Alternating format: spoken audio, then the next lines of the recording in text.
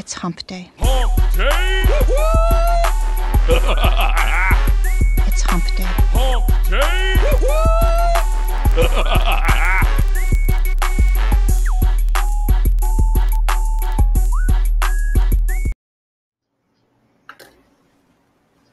Okay, we're live.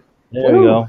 All right. Hey, everybody. Welcome to Hump Day Hangouts, episode 129. This is the 26th of April, 2017. And we got part of the group here. I think 2/5 of us are out traveling or flying today. And myself, Bradley, and Marco are here. So instead of doing the Brady Bunch up and down, I'll just look over this way. And Bradley, how you doing, man? Good, man. I'm happy to be here. It's a beautiful spring day. And got lots of good questions already. And just looking forward to doing it. So. That's nice. Marco, how's the weather for you? It's sunny in the mornings and it rains every afternoon now for 3-4 hours, and then it goes away until the next day. It's typical, but it's still warm. As I said, it's either warm and raining or warm and sunny. Nice. Now, I couldn't help. I was looking at my background. If Wayne's watching, there's a Nike headphone inception going on here. There's the exact same pair behind me, but anyway, on to more important announcements, not about my headphones. Wanted to let everybody know, hopefully by the end of this Hump Day Hangout, we'll have a link for you guys. We're busy getting it set up because we just confirmed with Pavel. I just missed out on the topic real quick because I was busy doing the background stuff. But Bradley, do you want to tell them what the webinar this Monday is going to be about? Sitewiz. Apparently, he's got another application that he built specifically for like PBN stuff. But I can tell you, I'm super freaking impressed with RankWiz and Pavel from the webinar that we had this week on Monday. And I mean, the guy really knows his stuff, and you can tell. And because of that, the tool is super powerful. And from some of our mastermind members that were commenting on a thread in the mastermind about it, they were saying that it is indeed a very powerful tool. There's a bit of a learning curve, though. But my point is you know, after going through the training webinar with Pavel on Monday and seeing what RankWiz does and seeing like how so many other tools that are kind of like duct taped together, you know, like everybody has different tools to do different things. So many of that can be consolidated under one dashboard. It makes sense to take the time to learn it. Now, I'll be 100% transparent. I don't run tools like that. So I've hired people years ago to start doing that for me because it's not something I had any desire to do. But we're probably going to be, in fact, I've already talked to our link building manager, Dedia, about hiring and assigning somebody to us to run RankWiz specifically because of some of the incredible stuff it can do. And so anyways, that said, if you haven't seen that webinar, go watch it. And then the Sitewiz webinar, I can only imagine it's equally as impressive because of, you know, how much development and care and thought that Pavel put into the first or into RankWiz. So I'm really super excited to see what it does because I'm clueless as to what Sitewiz does. So this is going to be 100% new to me as well, but I'm really anxious to see it. So I encourage you guys to sign up or register for the webinar on Monday and attend. What really drew my attention was that he actually talked about what I call the 3 elements or the 3 components that a link must have to be considered good, right? Which is relevancy, activity, and trust and authority, not necessarily in that order. But I mean, he's one of the few people that I know. Mike Pierce is another, and you guys know that he to me, he is by far the best technical SEO anywhere. But for someone else to talk about it and to know and understand the concepts, to me, I mean, that says it all because he actually understands where Google is and the W3C are trying to take the semantic web, where everything is headed. So if he understands what the future is, then he's already planning ahead, which is where everybody should be going. You never want to be reactive, right, to search engines and upgrades. You always want to be proactive. You want to be in there and you want to be ahead of the curve. Yep. So what's next, Adam? I believe you guys have a webinar. I believe I hopefully will be there live. You guys are doing some structured data awesomeness. Correct me if I'm wrong. I believe that is May 8th, right? The following Monday? Yes. Yep. At 3 o'clock, I think. May 8th at 3 o'clock. Yeah, it's not ready. It's not ready yet. Nor is the sign up ready. I mean, I'm still working through a whole bunch of information that I had to go through. And every time I think I have it, I keep discovering something new. And so it's new for me. And so trying to explain it in layman's terms so that everyone can understand. I know we have a lot of high level people, but I like to talk like one level down for the person that's just starting out, for the person that's trying to grasp the concepts. And so I have to really understand what it is that they're saying so that I can try to explain it, right? If you can't explain it, you don't know shit. That's where I go. And so that's where I am. I know that Bradley is co-presenter, so he's going to be giving us his insights and how he sees structured data working. He does so much local, and so he knows about all that and how it works. So we're hoping to give a really good 1-2 presentation on structured data. Yep, Awesome. I agree. It's going to be awesome. Cool. So yeah, everybody, we'll get that out to you as soon as we do. Obviously, it takes a little time to set up the webinars and do all that. So once we get that, we'll send out an email and let everybody know about it. Other than that, though, I think that's good announcements. You guys got anything else?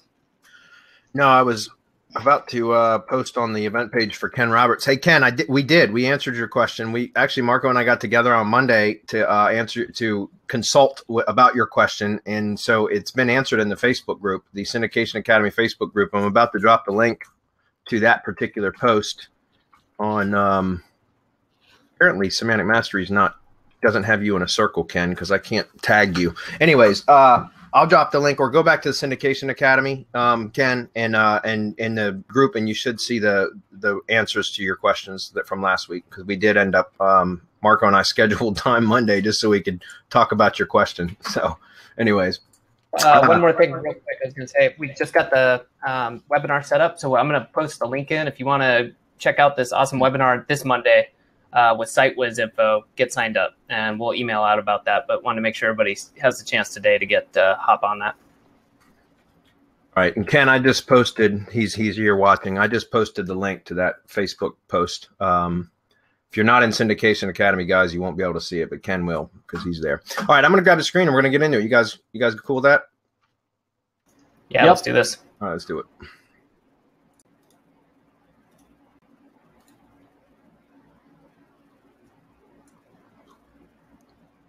Can you guys see me okay? Yes, we can. Okay. Yep. All right, very good. Let's scroll down to the bottom. Got lots of good questions already, so this is awesome.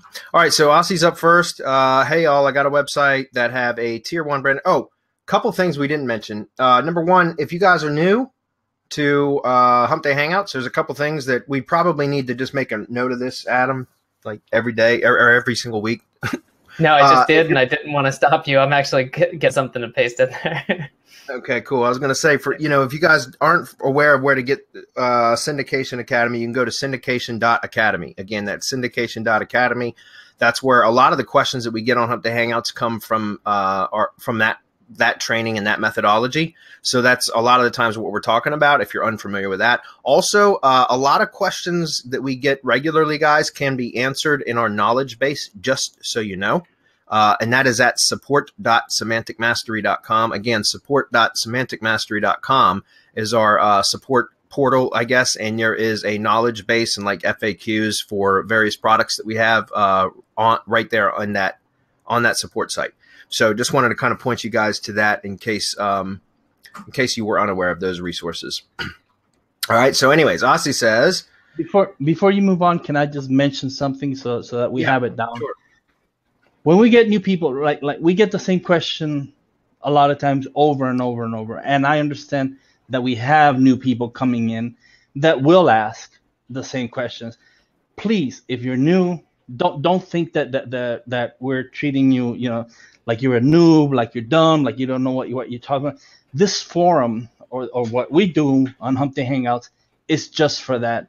We don't want you to feel bad. Please ask your questions now. We say to go to whatever source, it's because the answer is there. It's been explained, and that's the best way to start. If after you've gone and looked at the resources, you still have a question, you're welcome to come back and ask us a more in-depth in-depth question or to clarify. But please just keep asking the questions, and we'll do the best we can to answer them. Yeah. Yeah, occasionally if I get a question that's been asked, 1,300 times, I do get a tad bit annoyed. But don't misinterpret that as me being annoyed with the person asking the question. I'm annoyed with the question, not the person asking the question. And I'm working on that, guys. I recognize that that can come across as shitty. And so I'm working on that, and I apologize for that. But I just want you to know that, certainly, guys, that's what this is for. Hump Day Hangouts is for people to come to ask questions, new or experienced alike. It makes no difference. So please feel free to ask questions here. Okay. All right. So now we'll get to ask these questions. He says, hi, I got a website that I have a tier 1 branded ring. I powered up the ring with my PBNs. The tier 1 ring became too powerful. Okay.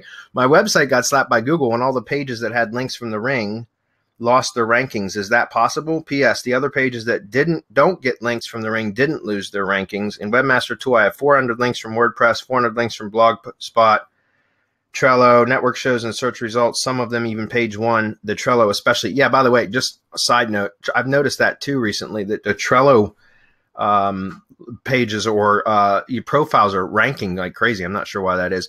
And if I want personal support, who would I contact with? I'm a member of Syndication Academy and Battle Plan and RYS Starter. Okay. I've never seen this, what you're describing here, where anything that came from now, hold on a minute. Let me rephrase this. If it's just a tier 1 branded ring, I've never seen any issues whatsoever. So I've not experienced this. Now, with multiple syndication networks connected to a website for blog syndication, and this is precisely why I talk about throughout the training and throughout so many Hump Day Hangouts about not connecting multiple syndication rings to a blog for blog syndication, because I've gotten slapped from that before. And it's because of, unnatural link profile and all. I've been slapped various ways. I've had algorithmic slaps and I've had manual penalties as well, both from connecting too many syndication networks to a blog. But that is precisely why we talk about primarily just using a tier 1 branded ring. And if you're going to use tier 2, and I know, Asi, you're not saying that you use tier 2, but I'm just explaining this for the benefit of other people as well, as in part for why I don't use multiple or tiered rings for blog syndication. So if you're going to be using tiered rings, though, however, or syndication networks, you want to add additional related content feeds or sources, triggers into the second tier networks to try to mask or hide footprint as much as possible. Remember, you're not trying to hide a footprint on your branded ring. You're trying to claim it. You're trying to announce to the world that this is you on all these different locations, or this is your brand or whatever. So I've never experienced that, what you're talking about here from a branded ring. But that's also because any content, and Asi, I don't know what kind of content you're publishing from your blog. So what I'm saying is like, if you're publishing content from your main blog that's syndicating to your ring, and you're doing automated content, or it's or posting maybe too frequently, or I don't know what could cause that, but I know that there could be content issues that are causing that problem as well, and it's not necessarily from the syndication network. So there's some variables there that I'm unaware of here, that from this one line or two little sentences here isn't enough detail for me to be able to make an educated guess as to what the problem is, other than it may be a content issue with what you're posting from the blog, if that makes sense. Marco, have you ever had, or Adam, I guess, have you guys ever had any experience with this? Well, I'm looking at this, and he says he has RYS Starter. Now, what he could be experiencing is the Google Dance. We've covered this before, and I just dropped the link at the top so that he can go and take a look at it. I don't know how long it's been since he did this. Sometimes they disappear. It doesn't mean that you got Google slapped. It just means that they're dancing, and they'll eventually come back. You wait 21 days until the Google Dance is cleared, and then you go take a look at your rankings. You can't SERP watch, or you drive yourself nuts watching it up and down. It goes up and down, up and down. And then eventually, after that period, it's like a probationary period, right? Where if you go and do anything, they extend it to, I think it's either 60 or 80 days. And if you do anything within that period, then you can get permanently sandboxed. So I would say just relax, let it sit, let it stew, and see if it starts coming back. In the meantime, I mean, he can be looking at other things, whether he's doing multiple posting, whether he has a multi-tiered ring, which is not necessary for most keywords. But I see that, and if he did that, and if he powered it up, meaning if he built links to tier 1 and RYS, it will dance, but it will come back, and it will come back better than ever if you leave it alone for the period of time that the Google Dance requires. It's right in the patent.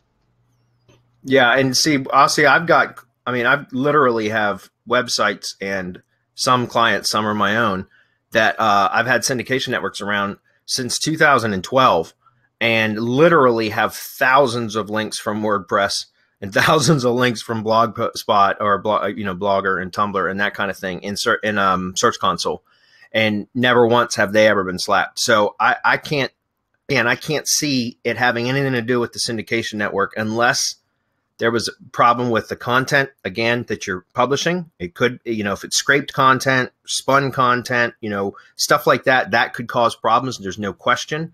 Also, it could be, if you're using tiered networks, like I said, and you're not masking or hiding your footprint properly, that could also cause issues. But again, if you want to contact somebody, you could reach out to us in support. And if you're in the mastermind, we can provide, close support within the mastermind. But if not, you might have to schedule some one-on-one consulting time. But just, you can always send in a support ticket and propose what it is that you need help with, and we can figure out what the best course of action for you would be. Okay. All right, David's up. He says, same question as last week. Tech glitch, pause. If I'm creating branded IFTTT networks for clients, do I need proxies? Okay, David. No. Yes and no. No, if you are limiting how many accounts you create. Let's put it this way: when you go to start creating an account or a network, you're going to create a profile in a new Google account, and then you're going to use that Google account to create the profile or the accounts on all the other network sites, network properties, Tumblr, WordPress, Gravatar, all that stuff, right? So that's basically one account set.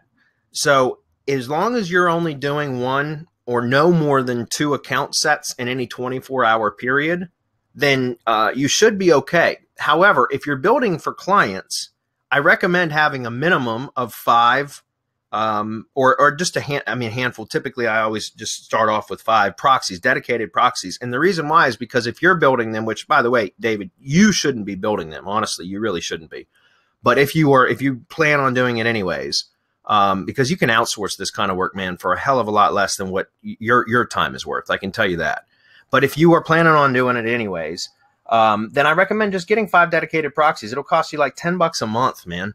And then that way you have basically cycle through the proxies. In other words, if on Monday you create one account set with proxy number 1, then on Tuesday, create your next account set with proxy number 2. And by the time you get to Saturday, you cycle back up to proxy number 1. Does that make sense? Because Monday through, so just in other words, that way you're spreading out new account sets per IP so that you're not, if you use just your own IP, then and you're creating a new account set every day, at some point, I don't know what the threshold is, but at some point you're probably going to have your IP flagged by, if not Google, by some of the other Web2 properties. So I recommend that you always use, you can use a VPN. I particularly don't like to use VPNs because those are shared IPs. Even though a lot of them have, big pools of IPs now, I still don't like to use them because they're shared. I prefer dedicated proxies because then I know they're clean. Okay. And again, I highly recommend that you're going to do it.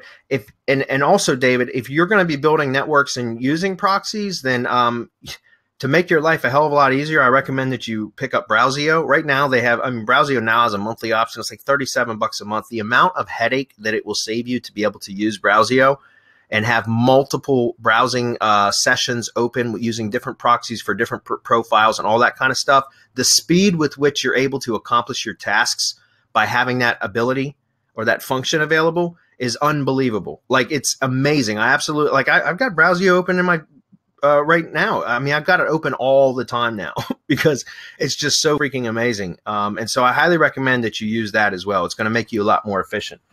But as I mentioned before, you know, I certainly recommend, David, that you only build a few networks to get the hang of it and then outsource it. You can buy them from us, or you can hire your own virtual assistant and put them through the training and have them build so that you have an in-house builder. That's going to be your best option. If you know, you'll make the most money that way if you create your own in-house builder, or excuse me, train your own in-house builder. All right. Next question. After an IFTTT stack is in place, how much does a Google property stack, including interlinking Google Docs, etc., boost the network, and what tier should they point at, and how soon should it be plugged in? As far as doing like an RYS or a drive stack, I don't see any reason to wait. Marco can comment on that, but I don't see where there's any reason to wait. And you can link to all of the above. You can link to your money site, your Google My Business page, your tier 1 properties. You can link to all, because all it's doing is reinforcing and validating the entity. Marco, do you have a comment on like any wait time? I totally agree. No, we usually order IFTTT and then RYS as soon as we get the network verification from when we get the verification from Google. Yep. As soon as the verification and we have that NAP, the way that it's set in Google, that's how it's going everywhere else that we have it. And I mean, I train Jessen and I continuously go back and forth with him. He's our RYS VA. He knows exactly what to do, how to hook everything up so that you guys don't have to do it. If you want to go through it, then the place for the training is RYS Academy. Yep. Otherwise, you know, you're left guessing on how everything is done. Yep. All right. Well, hopefully that helps, David. Yeah, the same order that whenever I agree with Marco, if it's going to be for a local business and has a NAP, you're going to want to wait until you have a verified address, and you probably already do. But if not, if it's a new listing, a new business, then yeah, wait till you get the Google My Business page verified, so that then you have the NAP exactly as it's listed in Google. I totally agree with that. But typically what I'll do with a new property is order the network, build the site while the network is being built. My curator, one of my curators will end up creating content for me, like having at least a minimum of 3 curated posts ready to go, so that when the site is built and the network has been connected, then I go in and publish those 3 posts. I'll drip them out over the course of a week or so. And then from there, I'll order the drive stack, and then I'll order a press release, and then I'll order the first batch of citations. And that's pretty much the exact same process that I go through for every single new site that I launch, or even a site that I'm like, if it's an existing site and I'm taking like a new client or something like that, that's the same process I would go through, is still setting up the network first and having content produced while the network's being set up and all that kind of stuff. It's the exact same timeline that I always use. And it's just because it works. There's no reason. If it ain't broke, don't fix it. Ryan's up. I've added a section to my website that is a video library. The section lists all the videos from our YouTube channel. Each video has its own page where we are hosting a YouTube video with transcript and description of what the video is about. My question, I created a separate video sitemap listing all the individual videos. Once I submitted the sitemap, all 55 videos were indexed, but over time they are starting to get de-indexed in increments of 5 or 10 at a time. Now only 9 videos are indexed. What could cause this? What can I do to troubleshoot why my videos are getting de-indexed? Everything in Search Console shows that my video sitemap has no errors, so I'm not sure what is causing this de-indexing. It's a good question, Ryan. I'm not 100% sure either. The description about what the video is about, is it actually the video description? It's a transcript and a description, probably like a summary, maybe, of what the description is. Yeah, but I mean, is the description being taken word for word from the video description? You mean from the video description in YouTube? Correct. Yeah, that can cause problems, Ryan.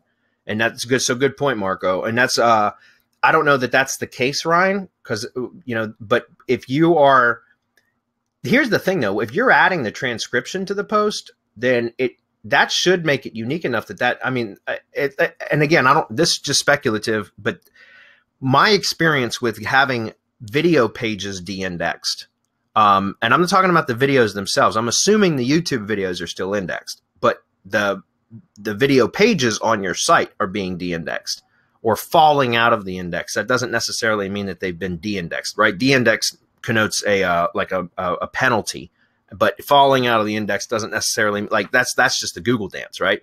But my point, Ryan, that I'm trying to get at is whenever I was doing a lot of video syndication networks, what I used to call broadcasting networks, which is I'd have self-hosted WordPress sites with IFTTT syndication networks around those sites. And then they would, when I would publish a video to a YouTube channel, I'd have YouTube connected as a trigger to self-hosted WordPress sites. I used to use a plugin to do that, but then I just switched it over to using IFTTT and YouTube to WordPress. You can do that for self-hosted sites, by the way. Anyways, whenever I would have the applet set up, at the time they were called recipes, but the applets in the description, we always just talk about using pasting the embed code and then a link to the video, and you can either do a naked URL or an anchor text URL to the actual YouTube video itself, and then a link back to the channel.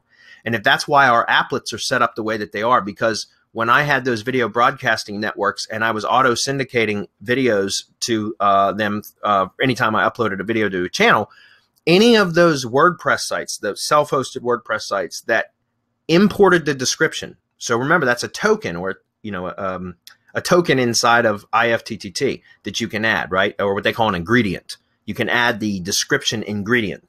And every single one of the sites that I had auto syndicated videos to that imported the description got de-indexed, every single one of them. And all the sites that I had that didn't import the video description from YouTube didn't get de-indexed. So that very well could be it, is if you are importing, although, like I said, without testing this, I would think that if you had the transcription in the blog post, but not in the video description on YouTube, that would make that blog post unique enough that it wouldn't be de-indexed, but maybe it is causing an issue. That's the only thing I could think of at this time. So, I mean, what other ideas could there be, Marco? Anything else? I would use video schema. Could do that. I would use totally just to solidify it at the entity level, right at the coding level.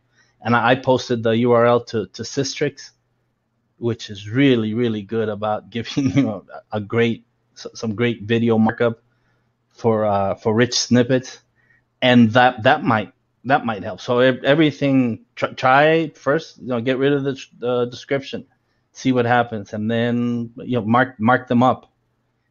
Yeah. Use the schema generator that I posted and see what happens. Come back and let us know. Yeah, that could help. Wrapping those videos and video object markup could probably help too. So let us know, Ryan, how that goes. And then also, again, I'm curious to find out if that's what you're doing, is importing the video descriptions too.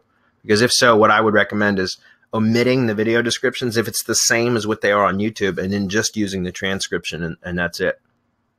All right, Kurt's up. He says, a couple of questions. LRS has done a great job poking some keywords to Google page 1. Would I use TubeRocket from Bill Cousins instead of LRS to upload the videos into the poked sites? If not, what would I use TubeRocket for if LRS works?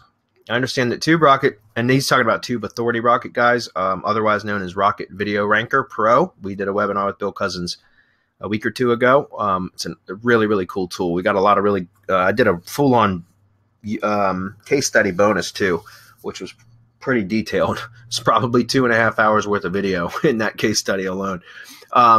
He says, I understand that TubeRocket can make the videos unique, but if possible, how would I get them into the spots created by LRS, since it requires live stream and not just a video upload? Okay, so first of all, Kurt, yes, you can use LiveRank Sniper to stream a video into the scheduled live event, because those are essentially just placeholders, right? The scheduled live events are just placeholders.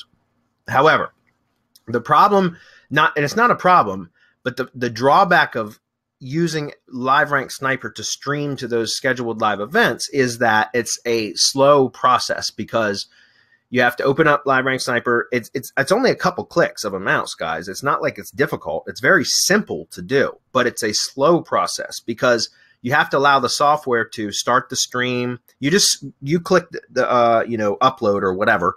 You click the tab, and then you go navigate to the file on your hard drive, click it, and then you tell it to start streaming. And it basically, you just wait for it to go through the process of firing up the live stream, starts to stream it, and then it closes it down and all that. And so it's a manual process. And my point was, if you've poked 100 keywords and you got 40 of them that are ranking on page 1 and or page 2, and you want to go upload, that's a long time, a lot of time that you're going to have to sit there and click the mouse a few times to get it to stream. It's just going to take you a ton of time, Kurt. So you can absolutely do that. There's no problem. It's just, personally, it's not efficient for me. So I wouldn't recommend doing that. So, there is, Peter Drew, excuse me, I was drawing a blank. Peter Drew has Hangout Millionaire, which would integrate very, very well with LiveRank Sniper because they're from the same developer. So they have the same sort of interface and that kind of stuff. So and I'm fairly certain that Hangout Millionaire can actually stream into those scheduled live events, and that'll automate the process so that you don't have to manually start every single stream. So if you want to use the pre-scheduled events that are already ranking, then I would recommend you upgrade to Hangout Millionaire and use that. Okay. And that's the reason why I say that, is because you've already got the placeholders in place, and I'm fairly sure that Hangout Millionaire is able to stream to those scheduled live events, but you might have to check with Peter Drew and support first prior to signing up for that. Where Rocket Video Ranker or Tube Authority Rocket, they're one and the same really, shines is that it basically uploads videos and it uses that very unique process where it sets everything to private, and then you go in and you turn them all public at the same time. And it just seems to work. Again, I don't know why it works, but it works. And so as long as it's working, it's something that can be exploited. And I've used it a lot as well. Okay, but no, you cannot use Rocket Video Ranker to stream to scheduled live events. It doesn't work that way. Rocket Video Ranker is strictly an upload application. I mean, it makes it so much faster and efficient to upload a bunch of videos all at one time to the same channel. But there's a limit to that, by the way, too. I ran into a couple issues throughout the case study where I made a mistake with a batch of 30 uploads, and I had to go in and delete them all, and then I went back and uploaded again to the same channel, and it denied me. It said you've uploaded too many videos, and you must wait 24 hours before uploading any more, or something like that. So just keep that in mind. But again, it's a different animal. They can accomplish similar things, but remember, LiveRank Sniper was specifically a keyword poking tool. I mean, that's what it was or advertised as, right? It's a keyword poking tool. Yes, you can stream to pre-scheduled events, but it's not really designed to do that efficiently, in other words, okay? All right, next, he says, also I made a spin tax with keywords and geo-targeting for the LRS pokes. Some of them landed on page 1 and 2 and in the videos page. This was done without the long lat settings in LiveRank Sniper. If I needed to do long lat in LRS, would this require 1 poke per keyword? Yes. Yeah. Well, it would be 1 poke per location, Kurt, because if you, and I did the same thing, Kurt. In other words, when I was running my, I was basically targeting 1 keyword and multiple locations. And so I didn't use the geo coordinate setting either. I left that blank. But if you want to target multiple keywords in 1 location, then you could use the geo settings, excuse me, because then it's all the same location. But I did the same thing what you're asking about here. No, I just omitted that. Okay. Or could I just use the long lat for Chicago and geo-target all the smaller communities in Metro Chicago with the keyword spin tax with the same result and effectiveness? I don't know, Kurt. I haven't tested that personally. I would not want to use Chicago coordinates for, suburbs around Chicago, because those suburbs each have their own coordinates, right? Every point anywhere at all geographically has its own coordinate, right? And so even if you move 100 yards to the right or to the left or north, south, east, west, it doesn't matter. My point is it's still got a unique coordinate. So if you're assigning a Chicago coordinate, to all of the other locations that you're targeting, then you'd be giving a mixed message to Google. I haven't tested that, so I don't know whether it would work or not. But to be honest with you, it seems logical to me that it would cause problems. So I would recommend just omitting the geo coordinates from those campaigns unless you're targeting one location. All right, Alexander's up. Should I use the same persona rings to multiple products? For example, the same 10 persona rings for 2 or more unrelated projects. I don't recommend that. I mean, you can to a point, Alexander. I would still try to keep them somewhat related. Here's the thing, guys, like for second tier networks, which are basically persona based networks, especially for like YouTube syndication, stuff like that, things can be a bit more general, but remember, theming is really, really important. I'll let Marco comment on this, but guys, theming and relevancy is critical now, and it's only becoming more and more critical. So I'd recommend not spamming up some second tier networks or persona based networks with a whole bunch of unrelated stuff. Try to keep it somewhat somewhat in the same ballpark, because you're going to get more power and more authority built from any of those links, embeds, whatever, from those networks if they're themed correctly. Marco, you got a comment for that? No, I agree. We go back to what I mentioned in the beginning, which is the 3 components of a link, right? Relevancy, activity on the link, trust and authority. If those 3 things are present, then you have a great link. If you omit one of those, then the link becomes not so great. What overcomes that is where the link is coming from. Like if you can get that awesome boost from one of these super powerful websites where you get that link that just pops you to number 1, then that'll override the relevancy, activity, and trust. But it has to be powerful. It can't just be any old link, or it could have decent metrics and you would have to boost it so that you power up the metrics to override the relevancy factor. But you still need all the other 3 components. I mean, I could talk about this all day, but we're still going to come back to relevancy, activity, trust, and authority. That's what you need on a link. If you don't have that, and most PBNs are just there to provide a link, if you're doing just that, then you're better off going and like renting. You know how you can go and rent from what used to be a PR7 or a PR8. You're better off doing that. You can still do that and get a lot of bang for your money. Yeah. Our Bacon is up. He says, I had a question about Google Sites. If we were to create multiple sites, do you need to do each under a different persona since it is a Google property? No, it's not necessary. You can do it all under, you can create multiple Google Sites under one profile. It's fine.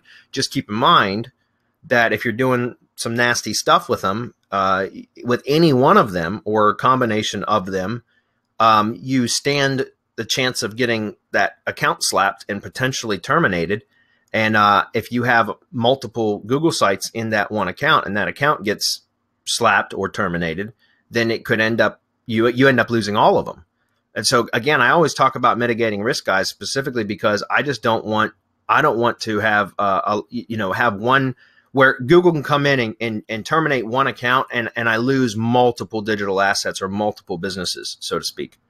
Right. And so that's why I always try to separate things by different Google profiles, because then I can always connect and add as a manager. And you can do that in Google Sites too. You can add a manager. So you can add, like, you can create, let's say you're going to create 10 Google Sites, have 10 different profiles, each owning its own Google site. And then you can connect your main profile, R Bacon, as a manager to all of them so that you can all manage all of them underneath one account. But if any one of those accounts were to get terminated, it will only affect the one Google site that was owned by that profile account. If that makes sense. So it's a matter of just trying to mitigate risk. It's up to you. It's up to you. What's your risk tolerance? Mine is very, very low. Okay. All right. Ken says, I know that when syndicating a YouTube video, we want to only push out the video and link back to the video without any other content on the page. Would this hold true for syndicating my map too? Is it better, worse, or does it matter to have content on the page with my map when syndicating it?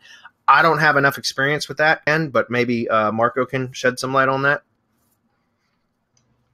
Let me read through that again.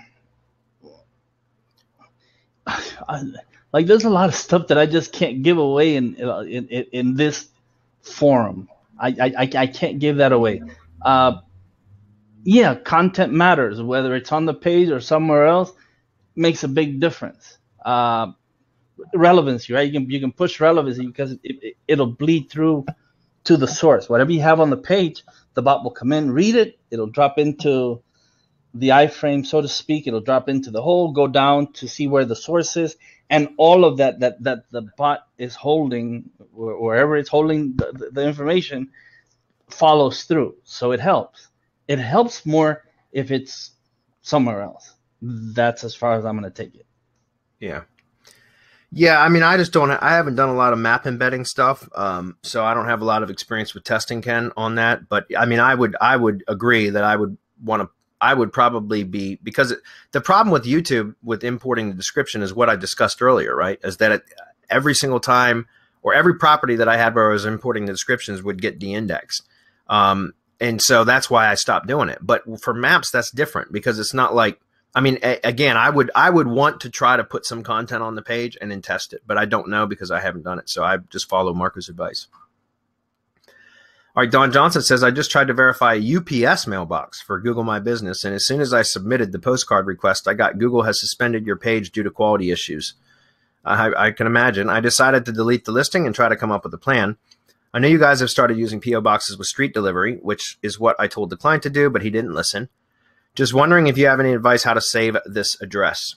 I have been trying to convince this client for a couple years that we need an address in a larger neighboring city, and telling him that, hey, that didn't work, we need another address, is not something that I want to do. Does it mean that the UPS location is flagged as a mailbox location, or might there be a workaround? Thanks. It very well could be, Don. UPS mailboxes, in fact, there was one I've mentioned before in a couple different times that yes, I use P.O. boxes now, and I have been for at least 3 years now, because I keep all of them. In other words, when I rent a mailbox, I don't just rent it, or excuse me, a P.O. box. I don't just rent it long enough to get the postcard and then let it expire. I keep renewing them. So I've got dozens of P.O. boxes, and I pay for them every single year. And the reason I do that is because in the event that I ever have to re-verify the business, I'll have access to that location, that address. And the reason I know to do that is because that's only happened twice to me in my entire career. Okay.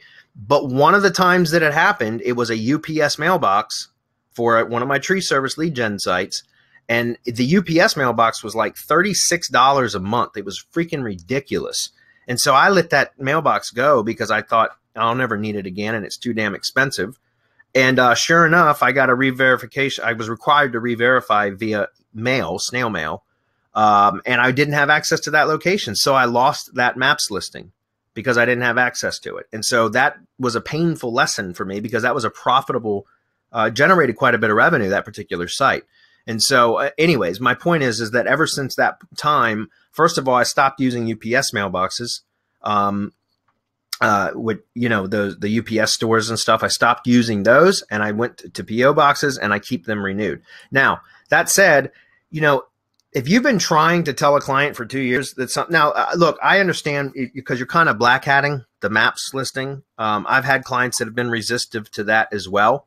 So, you know, I don't know what else you could do other than, you know, tell them why it would benefit them to do that, and try to get them to do it the correct way. Otherwise, I don't know what else you could do to tell them that, short of you going out and getting the mailbox yourself, which I don't recommend doing. But if it's a client that's paying you a good amount of money, look, I pay anywhere between $64 and $128 per year per PO box. So it just depends on the population density of the area that I'm renting the box in, right? So the more populated it is, the more expensive it's going to be. But I don't have a single mailbox out of dozens of them that cost me more than, I think, $128. Actually, that might not be true. It might be as much as $164 or $168 a year, something like that. But it's still relatively inexpensive. And so, you know, again, I don't recommend going out and buying a mailbox for a client unless there's enough revenue in it for you to make it worth your while. And here's the thing. You might end up, there's always the opportunity that you could use, you know, create other digital assets in that same area and use that. You could try using the same mailbox, but I wouldn't do that. I would have a separate mailbox specifically for this client. And again, if it's not something that you want to approach the client about, I wouldn't mind approaching the client. Just say, look, you got a UPS mailbox. Those don't work. And here's the reason why. Recommend using a USPS box. It's cheaper and they're still working right now. And it's going to benefit your business. And I recommend that you do it. And that's what I would say. Otherwise, you could do it on your own. And again, I don't recommend doing that, Don. But if you're making enough revenue from that client, it's a nominal small price to pay to be able to get them results. Okay. Kay says, please review the difference between FCS, RankerX, SEO Autopilot, and RankWiz. As a newbie and budgeting for a growing business, want to spend wisely.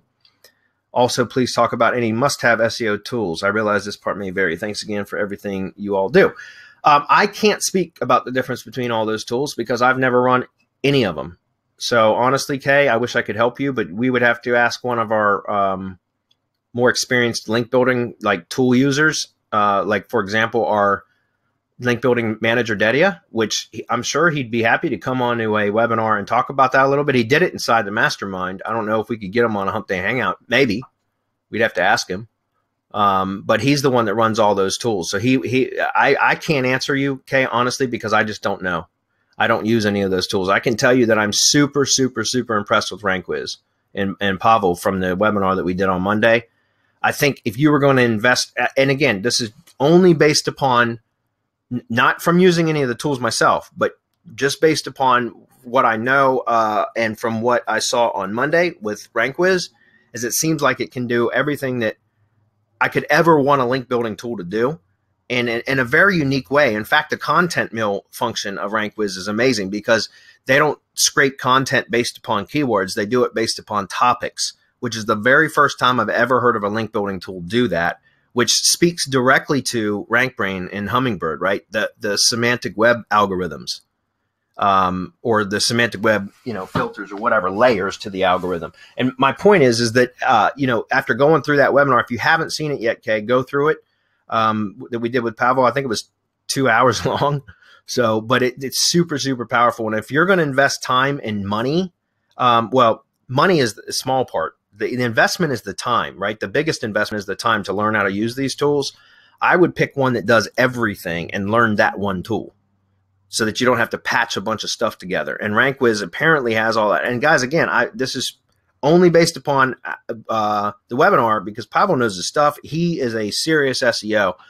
After hearing him talk for 2 hours, like he really knows what he's talking about. And so I think it's a very, very powerful tool, and I would put my trust into that. But that's just my assumption. Okay. I don't have any proof behind that because I don't use any of those tools myself. All right. Okay. Steve's up. Go ahead. If I may, and if she's a newbie, and she's going to go into this expense, the expense has to be justified. Well, the investment, let's call it, because it's actually an investment on the business. So you should have an SEO business if you're going to be running this type of tool, because this tool is for tier 2 and out, or if you get good enough into T1, never at the money site, unless you're really surgical with the tool. You get so good with the tool that you can actually go at tier 1. You know exactly what you're doing. So before you get to all that, you should have a really good foundation with everything else. I mean, I don't know if she's doing Syndication Academy, if she wants to do it for clients, if she wants to do things, affiliate, what it is that she wants to do. She says she's a newbie, which is really broad. What is she a newbie in? What is she trying to take on? What is she trying to do?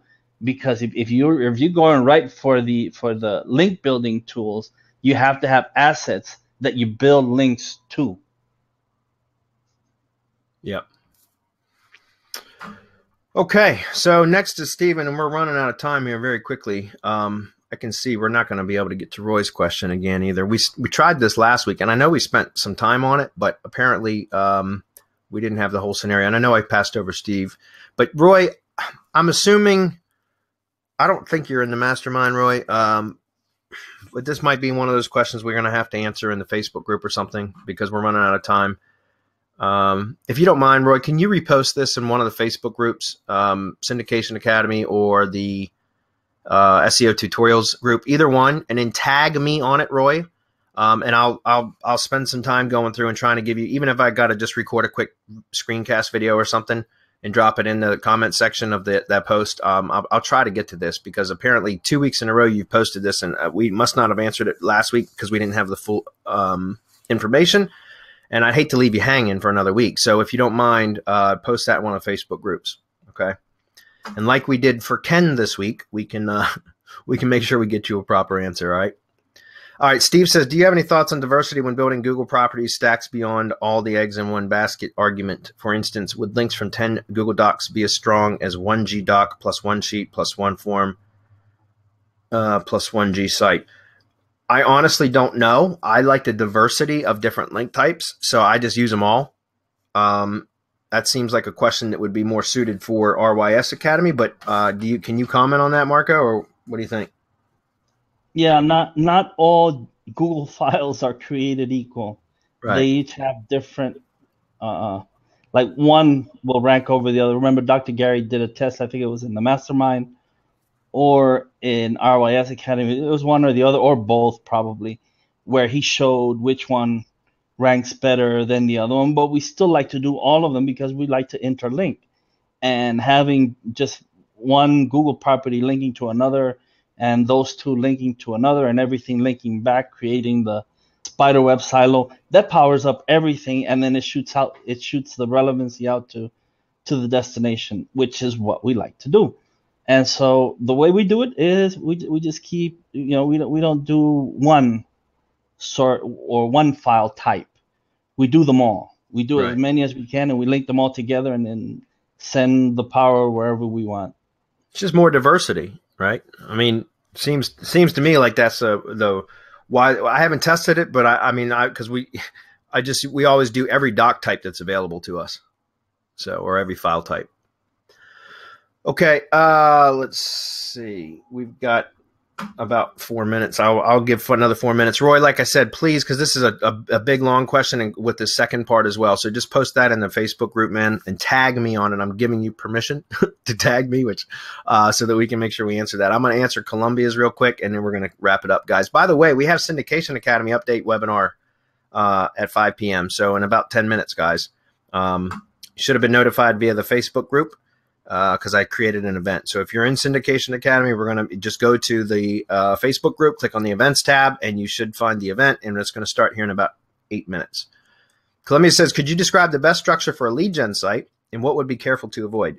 Do you do this under your name or a persona? Thanks. No, I always do everything under personas, Columbia. As I mentioned earlier in this webinar, and as I often do in many, many webinars, I try to mitigate my risk. And so I always set up a new persona for every lead gen site that I set up. And then I add myself as a manager. So I can add, for example, like I set up for every lead gen site that I set up, guys, I set up a brand new Google account. I create a new persona. And then I create the website, and I add the Google My Business listing underneath that persona, the Google Plus pages.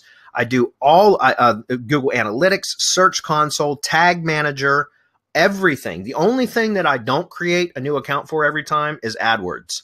But everything else I do. And then what I do is I just add myself or one of my agency profiles, like I have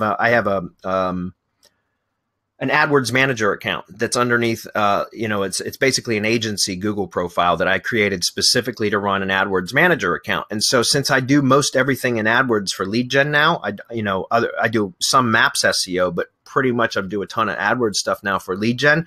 I just assign that agency profile as a manager to all my lead gen property sites and search consoles and analytics and all of those so that I can access everything from my agency profile.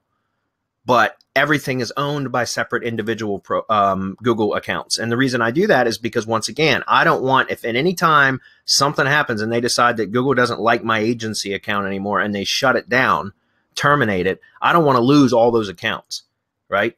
It would suck to have my agency account shut down, but at least I would still have all my lead gen assets because they're all owned by, owned in air quotes by other persona accounts. Okay. So it's all about mitigating risk, guys. It's just about reducing risk to where if something bad were to happen, you don't lose it all. I don't know about you guys, but I'm not I'm not willing to take my chances and put everything underneath one account and then end up losing it. And then what do? You're left, you're stuck with nothing. You got to start all over again. At least if you do what I'm talking about, you know, you might lose an account or two, but you're not going to lose everything. Right? All right, guys. Yep, I know. Adam started yelling at me again. All right, guys. We're going to see everybody in Syndication Academy webinar in just a minute, hopefully. If you're not there, come join us. Sounds good. See you guys later.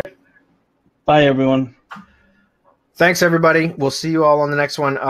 And yeah, any questions that didn't get answered, guys, just submit them next week or, you know, post in some of the groups. We'll try to get to them. I can't promise we'll get to all of them. I know I will get to Roy's because I told him I would. But we'll see you all next week. So thanks for being here. Thanks, guys.